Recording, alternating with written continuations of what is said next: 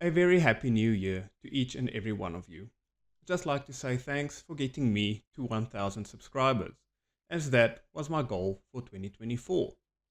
And now that we're on a new year, I have a new goal, and that's reaching 5000 subs by the end of the year. But without further ado, let's get to today's video. One of the biggest proofs that the Earth is not flat is the existence of the Antarctic continent as well as the South Pole. But if you are differently persuaded by the shape of the Earth, then you might not think of Antarctica as a continent, but rather a wall.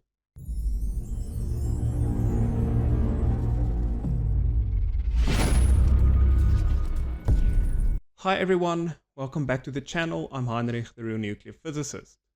Today we'll be listening to Eric Dubay as he tries to explain all the secrets that Antarctica is hiding. The mysterious Antarctic Treaty. There is absolutely nothing mysterious about the Antarctic Treaty. In fact, you can go and read the entire treaty for yourself.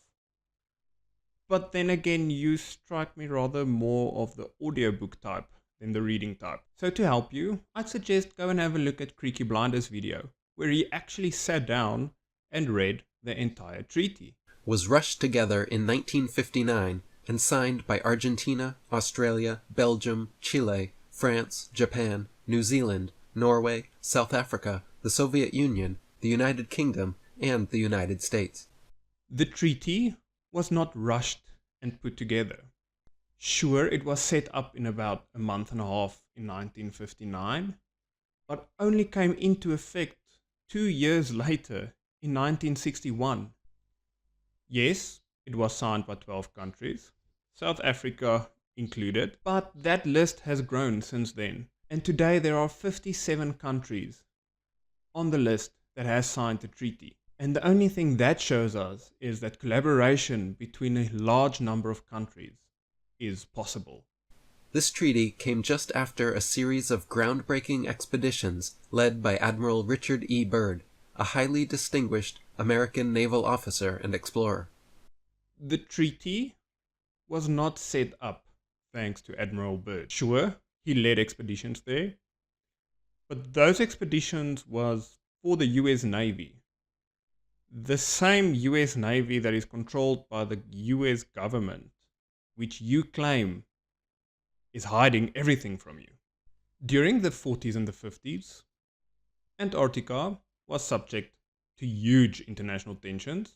This was due to overlapping supremacy claims by the likes of America and the USSR mainly, and we got tensions from the Cold War, which included those two nations. So the treaty was set up for scientists to be able to go to Antarctica and do science in peace. Byrd led several expeditions to Antarctica, the most famous being Operation High Jump from 1946 to 1947. Operation High Jump was a military operation set up to see how the equipment and the people would survive in harsh conditions.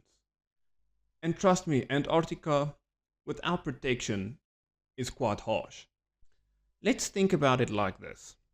If you are a country who's on the verge of war with another country, and the majority of area of that country is frozen harsh conditions, whereas you don't really have any of that, where would you go to test your equipment and your people to see how they will survive there?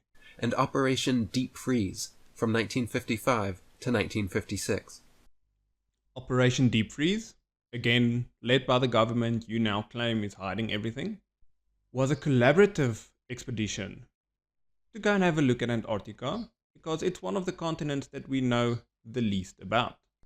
It seems that you flirts always think that these are the only expeditions that ever happened to Antarctica and they were the first and nobody's ever been there prior, which is not the case. There were multiple expeditions to the south. As early as 1897, when Admiral Byrd was a mere 9 years old. And these expeditions were run by countries such as Belgium, Germany, Sweden, France, Japan, and Norway, almost 20 years before the US even thought about going to Antarctica. Yet, none of them ever found a dome, or you never claim that any of them are trying to hide it. Operation High Jump was one of the largest expeditions to Antarctica. It involved over 4,700 personnel, including naval and army staff, scientists, and support crew. Like I said, High Jump was a military operation for the US to prepare if they would ever have to invade the USSR. So it makes sense that there's numerous military personnel present.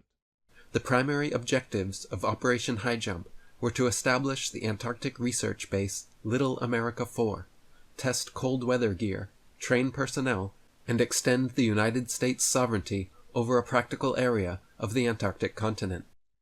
Thanks for clarifying, Eric. I really thought that you had no idea what's going on. Or are you now just going to claim that they are lying to everybody and trying to cover up that they were going there to try and break the dome? Byrd, soon following Operation Deep Freeze, passed away in his sleep from an alleged heart condition at the age of 68. A 68-year-old died in the 50s of a heart condition in a time where the average age was 67. You are truly grasping at straws trying to make this death mysterious. Subsequently, a so-called secret diary attributed to him surfaced, which contained dubious claims about an advanced alien civilization discovered in Antarctica through an entrance into a hollow part of the Earth. Wait, Eric, I thought you're a flat earther, not a hollow earther. Or is this your way of getting out of flat Earth into hollow Earth, since the final experiment showed the 24-hour sun and you don't know how to deal with that?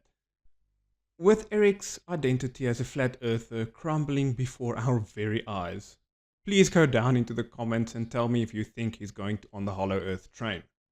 If you enjoyed this video, hit the like and subscribe button. And to support the channel even more, share all my content with friends and family.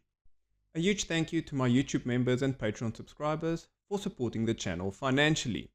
If you want to be part of the team, head down to the links in the description. As always, I'm Heinrich, the real nuclear physicist, and I'll see you next time.